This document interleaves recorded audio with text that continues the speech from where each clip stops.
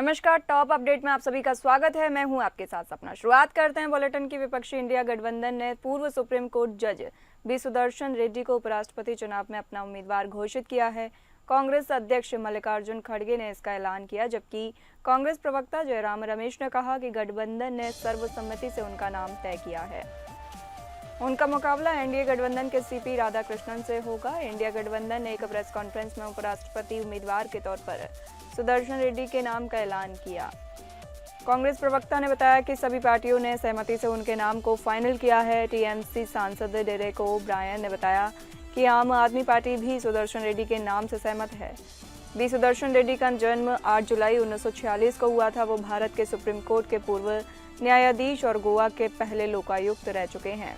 सुदर्शन रेड्डी का जन्म आंध्र प्रदेश के रंगारेड्डी जिले के अकुला मायलारम गांव में एक कृषि परिवार में हुआ। शुरुआती पढ़ाई के बाद उन्होंने हैदराबाद के उस्मानिया यूनिवर्सिटी से 1971 में लॉ पास किया। अपने करियर की शुरुआत रेड्डी ने सिविल और संवैधानिक मामलों की प्रैक्टिस से की और आंध्र प्रदेश हाई कोर्ट के सीनियर एडवोकेट के प्रताप रेड्डी के साथ काम किया। इसके बाद 8 अगस्त 1988 को उन्हें आंध्र प्रदेश हाई कोर्ट में गवर्नमेंट प्लीडर नियुक्त किया गया और वे केंद्र सरकार के एडिशनल स्टैंडिंग काउंसिल बने।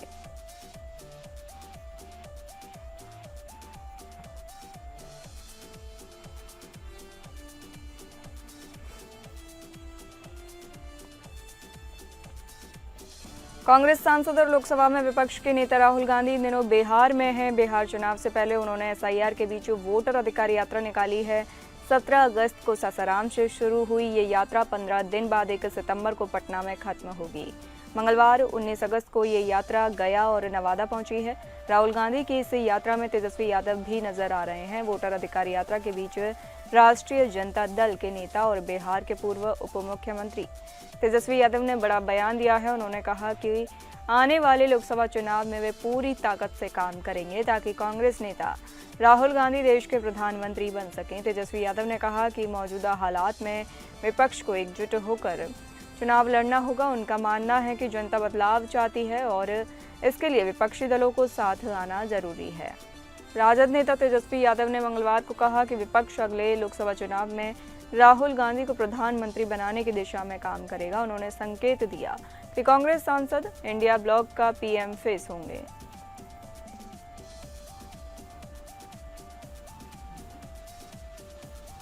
लखनऊ केशव प्रसाद मौर्य डिप्टी सीएम के घर पहुंचे। 69,000 शिक्षक। कहा कि हम केशव प्रसाद मौर्य को देखकर वोट देते हैं, मगर हमारी सुनवाई कहीं नहीं। हम लोग दर दर भटक रहे हैं, मगर मेरा ही नेता मेरी आवाज़ नहीं सुन रहा है।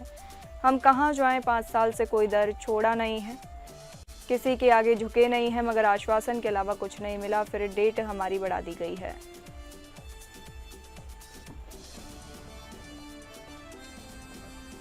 कुशीनगर में लव ट्रायंगल में युवक को पुलिस के सामने गोली मार दी गई। इसका वीडियो भी सामने आया है। इसमें दिख रहा है कि जैसे ही पहली गोली चलती है, वहां मौजूद दरोगा भाग जाता है। आरोपी 3 राउंड फायरिंग करता है। एक गोली युवक के पेट में लग जाती है। इसके बाद आनंद फानन में उसे अस्पताल में भर्ती कराया गया। जिस युवक को गोली लगी है वह एक लड़की से प्रेम करता है। वह लड़की आरोपी युवक के भाई की मेडिकल स्टोर पर काम करती है।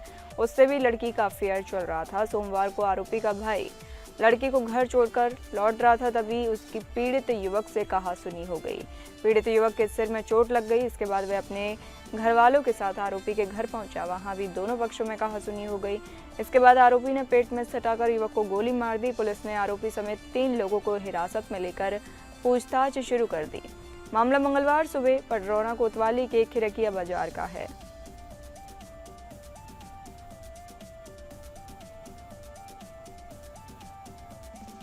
कुशीनगर के रामकोला थाना क्षेत्र में राजपुर गांव जाने वाली मार्ग पर मंगलवार को सुबह पुलिया के नीचे एक 35 वर्षीय युवक गंभीर हालत में मिला, जिसका गला रेतकर हत्या कर दी गई। पैर और हाथ की नस को धारदार हथियार से काटा गया था। ग्रामीणों की सूचना पर रामकोला पुलिस उसे इलाज के लिए अस्पताल ले गई है। समाचार लिखे जाने तक उसकी पहचान नहीं हो सकी है। रामकोला थाना क्षेत्र के ग्राम सभा कुसमाहा टोला रगड़गंज पुल के समीप बैंक ऑफ बड़ौदा से 1 किलोमीटर दूर राजपुर जाने वाली मार्ग पर पुलिया के नीचे एक 35 वर्षीय युवक मंगलवार को सुबह गंभीर हालत में पड़ा मिला। उसका गला रेता गया था। बाएं पैर और बाएं हाथ की नस को धारदार हथियार से काट दिया गया था। ग्रामीण करीब पहुंचे तो उसे जिंदा देख पुलिस को तत्काल सूचना दी। वह कोशिश के बाद भी बोल नहीं पा रहा था। रामकोला थानाध्यक्ष राजीव प्रकाश सिंह के निर्देश पर मौके पर रगड़गंज चौकी इंचार्ज ब्रजेंद्र कुमार सिंह मौके पर पहुंचे। एम्बुलेंस से मथौली सामुदायिक स्वास्थ्य केंद्र से पहुंचाया, जहां डॉक्टरों ने प्राथमिक उपचार के बाद हालत नाजुक देखते हुए जिला अस्पताल पडरौना के लिए रेफर कर दिया। पडरौना से डॉक्टरों ने गोरखपुर मेडिकल कॉलेज के लिए रेफर कर दिया। रामकोला तनाव के कांस्टेबल धर्मेंद्र कुमार और प्रशांत यादव गोरखपुर मेडिकल कॉलेज के लिए एम्बुलेंस से इलाज कराने के लिए ले जा रहे हैं।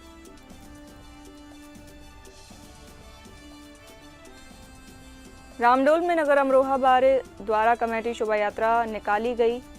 रविवार को जेडी पर पाबंदी लगाई गई थी, जिसकी वजह से जिम्मेदार लोगों ने शहर और ग्रामीण इलाकों से डीजे लेकर आने वाले युवाओं को रोककर डीजे वापस ले जाने का अनुरोध किया तो युवाओं ने हंगामा कर दिया और डीजे पर पाबंदी से नाराजगी दिखाई।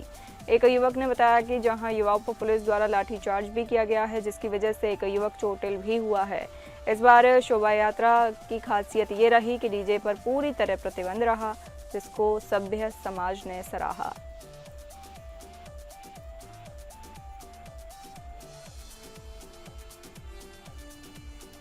हाथरस के सैपऊ में लड़कियों से छेड़छाड़ करने की मना करना 2 युवकों को भारी पड़ गया।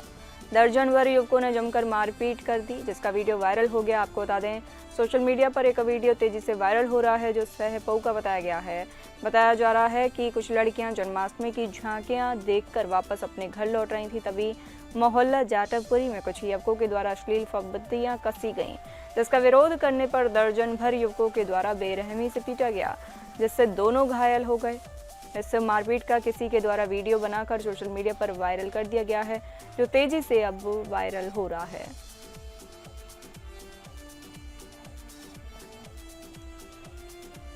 जनपद बरेली के थाना फतेहगंज पश्चिमी क्षेत्र के ग्राम टिटौली में दिल दहला देने वाली एक वारदात सामने आई है।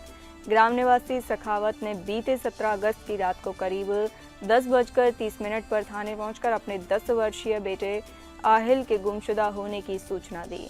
परिजनों ने बताया कि बच्चा शाम 5 बजे से घर से लापता हो गया। परिजनों की सूचना पर पहुंची पुलिस ने मामला दर्ज कर खोजबीन शुरू कर दी। इसी बीच वादी सखावत के फोन पर एक अज्ञात नंबर से व्हाट्सएप पर मैसेज आया, जिससे आहिल को सुरक्षा छोड़ने के एवज में फिरौती मांगी गई।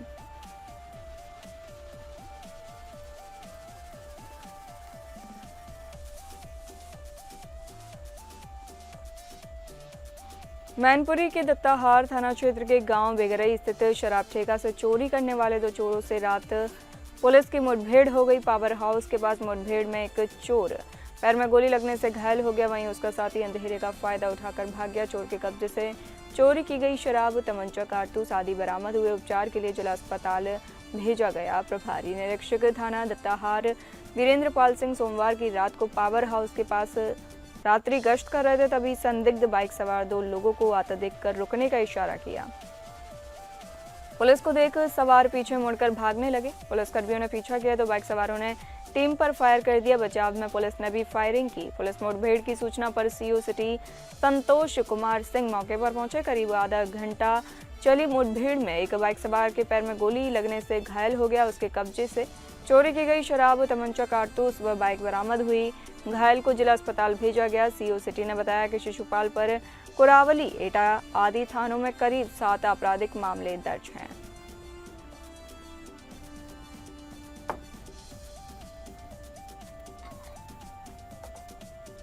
मुंबई में बीती रात से लगातार हो रही भारी बारिश के कारण शहर का जनजीवन बुरी तरह प्रभावित हो गया है। शहर के कई निचले इलाके पूरी तरह जलमग्न हो चुके हैं, जिससे यातायात और दैनिक गतिविधियों में भारी बाधा उत्पन्न हुई है। बारिश के चलते अंधेरी सबवे को बंद कर दिया गया है, क्योंकि वहां पानी का स्तर खतरनाक रूप से बढ़ गया है। इसके अलावा कुर्ला, सायन, धारावी, दादर, चैम्बूर, मलाड और भायखला जैसे क्षेत्रों में भी जल भराव की गंभीर स्थिति बनी हुई है। सड़कों पर घुटनों तक पानी जमा होने से वाहन चालकों और पैदल यात्रियों को भारी मुश्किलों का सामना करना पड़ रहा है। बीएमसी ने नागरिकों से अपील की है कि वे बेहद जरूरी होने पर ही घर से बाहर निकलें। प्रशासन की ओर से राहत और बचाव कार्य जारी है। बीएमसी ने विशेष हेल्पलाइन नंबर 100 और 112 जारी किए हैं, जिन पर नागरिक आपात स्थिति में कॉल कर सकते हैं। रेल और बस सेवाएं भी प्रभावित हुई हैं। लोकल ट्रेनें कई रूटों पर धीमी गति से चल रही हैं और कुछ स्थानों पर उन्हें रुकना पड़ा है। मुंबई एयरपोर्ट पर उड़ानों में भी देरी की सूचना मिली है। मौसम विभाग ने अगले 24 घंटों के लिए भी भारी से भारी बारिश की चेतावनी दी है। प्रशासन ने स्कूल कॉलेज बंद रखने के निर्देश दिए हैं और लोगों से अपील की है कि अफवाहों से बचें और केवल आधिकारिक सूचना पर ही भरोसा करें।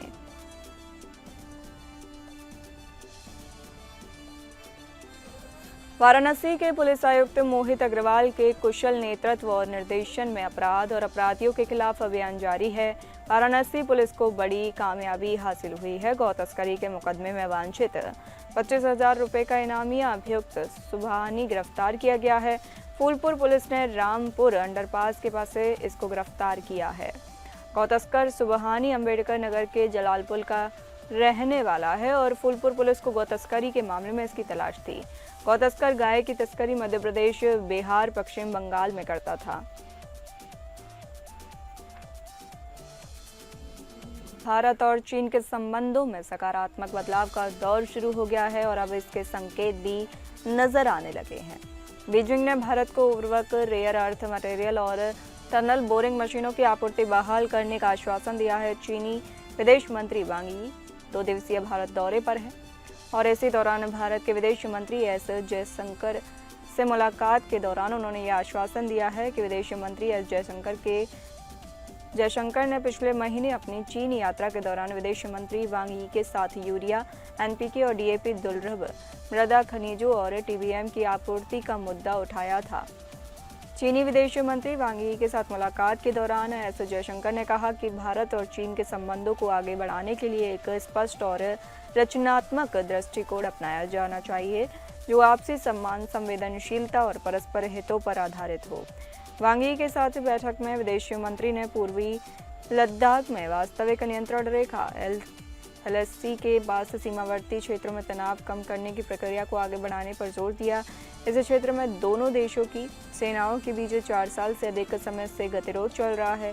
विदेश मंत्री जयशंकर ने वार्ता के दौरान स्पष्ट किया कि ताइवान पर भारत के रुख में कोई बदलाव नहीं आया है और दुनिया की तरह भारत भी आर्थिक और सांस्कृतिक संबंधों के लिए राजनयिक उपस्थिति बनाए रखेगा। दोनों पक्ष इस बात पर सहमत हुए कि वाशिंगटन की मौजूदा नीतियों के कारण उन्हें करीब आने की जरूरत है।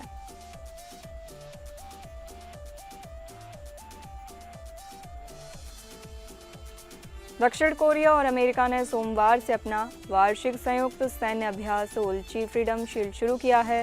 संयुक्त सैन्य अभ्यास इस वजह से किया जा रहा है ताकि परमाणु हथियार संपन्न देश उत्तर कोरिया से उत्पन्न खतरों का बेहतर ढंग से मुकाबला किया जा सके। वहीं उत्तर कोरिया ने चेतावनी दी है कि इस अभ्यास से क्षेत्रीय तनाव बढ़ेगा। उत्तर कोरिया ने अपने क्षेत्र के विरुद्ध किसी भी उकसावे का जवाब देने की बात कही है। ये 11 दिवसीय अभ्यास साल में 2 बार होने वाले बड़े पैमाने पर युद्धाभ्यास में से दूसरा है। इसमें 21,000 सैनिक शामिल हैं जिनमें 18,000 दक्षिण कोरियाई हैं। युद्धाभ्यास में कंप्यूटर आधारित कमांड पोस्ट संचालन के साथ साथ मैदानी प्रशिक्षण भी शामिल हैं। दक्षिण कोरिया और अमेरिका का कहना है कि यह अभ्यास रक्षात्मक है, लेकिन उत्तर कोरिया लंबे समय से नए हमले की तैयारी बताता आया है और अक्सर ऐसे मौक़ों पर हथियार परीक्षण करता है। पिछले सप्ताह उत्तर कोरिया के रक्षा मंत्री नो कॉन्ग चोल ने चेतावनी दी थी कि यह अभ्यास सैन्य टकराव का प्रतीक है और उनकी सेना किसी भी उकसावे का जवाब देने को तैयार है। यह अभ्यास ऐसे समय में हो रहा है जब दक्षिण कोरिया के नए राष्ट्रपति ली जे म्योंग 25 अगस्त को वाशिंगटन में अमेरिकी राष्ट्रपति डोनाल्ड ट्रंप से मिलने की तैयारी कर रहे हैं। उत्तर कोरिया ने ली की कूटनीति बहाल करने की अपीलों को नज़रअंदाज किया है और रूस के साथ अपने रिश्ते गहरे किए हैं। ली ने हाल ही में 2018 के सैन्य समझौते को बहाल करने की बात कही थी, जिसका उद्देश्य सीमा पर तनाव कम करना था। दक्षिण कोरिया के रक्षा मंत्रालय ने स्पष्ट किया कि इस समझौते की बहाली से फिलहाल संयुक्त अभ्यास प्रभावित नहीं होंगे।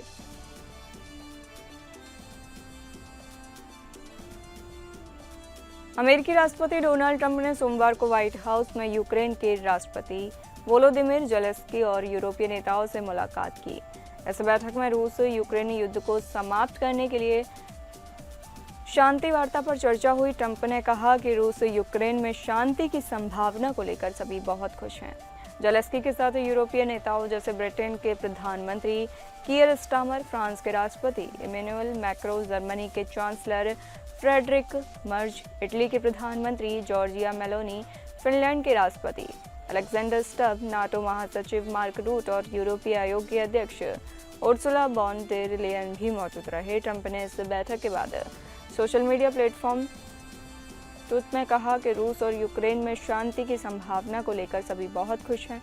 बैठकों के समापन पर मैंने राष्ट्रपति पुतिन को फ़ोन किया। राष्ट्रपति पुतिन और राष्ट्रपति ज़ेलेंस्की के बीच एक निश्चित स्थान पर बैठक की तैयारियां शुरू कर दी गई हैं। जल्दी ही हम दोनों राष्ट्रपति से भी मिलेंगे। व्हाइट हाउस में बैठक खत्म होने के बाद ट्रंप ने यह भी कहा कि ओवल ऑफिस में हुई बैठक के दौरान हमने यूक्रेन के लिए सुरक्षा गारंटी पर चर्चा की है, जो अमेरिका के साथ समन्वय में विभिन्न यूरोपीय देशों द्वारा प्रदान की जाएगी। रूस यूक्रेन के लिए शांति की संभावना को लेकर सभी बहुत ज़्यादा खुश हैं।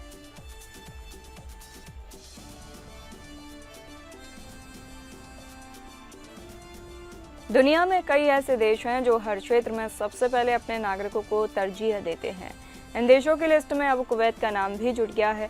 अगर कहा जाए कुवैत भी संयुक्त अरब अमीरात यूएस की राह पर चल पड़ा है तो गलत नहीं होगा। दरअसल संयुक्त अरब अमीरात अब हर क्षेत्र में पहले अपने नागरिकों को तवज्जो देता है, जिसमें नौकरियां भी शामिल हैं। इसी तरह से अब कुवैत ने ऐसी पहल शुरू की है। कुवैत के न्याय मंत्री काउंसलर नासिर अल सुमैत ने कहा कि देश की न्यायपालिका 2030 तक पूरी तरह कुवैतीकरण हो जाएगी। इसका मतलब है कि 2030 तक सभी न्यायिक पदों पर कुवैती लोग होंगे।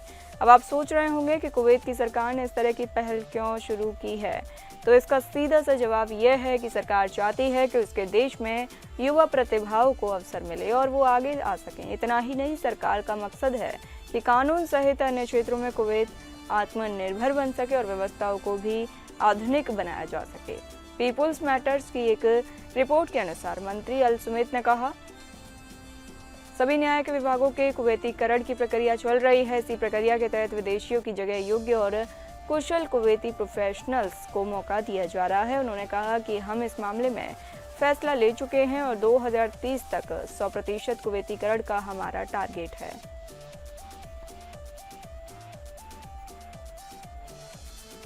अमेरिका में गोलीबारी की घटनाएं आम हैं। आए दिन यहाँ फायरिंग की घटनाएं होती रहती हैं। इसी बीच अब अमेरिका के वेस्ट वर्जीनिया प्रांत में गोलीबारी की घटना हुई है। फायरिंग के दौरान संदिग्ध बंदूकधारी सहित 2 लोगों की मौत हो गई, साथ ही 3 लोग घायल हुए हैं। पुलिस ने इस बारे में जानकारी दी है। फेयट काउंटी के शेरिफ जेस मैकमुलन ने बताया कि गोलीबारी की यह घटना माउंट कार्बन में हुई है। मैकमुलन ने मीडिया को बताया कि 3 अन्य लोग गोली लगने से मामूली रूप से घायल हुए हैं और उनका उपचार किया जा रहा है।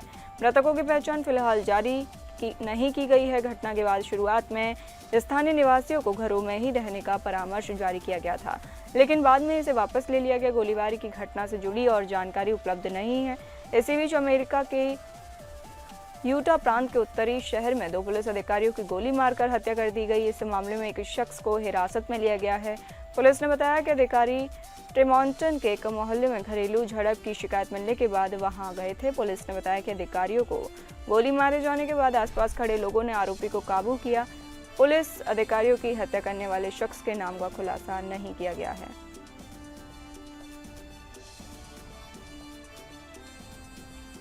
उत्तरी चीन में अचानक आई बाढ़ की चपेट में एक कैंप स्थल आ गया, जिसके कारण 8 लोगों की मौत हो गई और 4 अन्य लापता हो गए। सरकारी मीडिया की खबर में इस बारे में जानकारी दी गई है कि नदियों या प्राकृतिक रूप से खूबसूरत स्थलों के किनारे तंबू लगाकर अस्थायी रूप से लोगों को ठहरने के लिए की जाने वाली व्यवस्था को कैंप स्थल कहा जाता है। सरकारी समाचार एजेंसी के अनुसार शुरुआत में 13 लोगों के लापता होने की सूचना मिली थी। एक व्यक्ति को बचा लिया गया और 8 लोगों के शव बरामद किए गए हैं। शेष 4 लापता लोगों की तलाश और बचाव कार्य जारी है।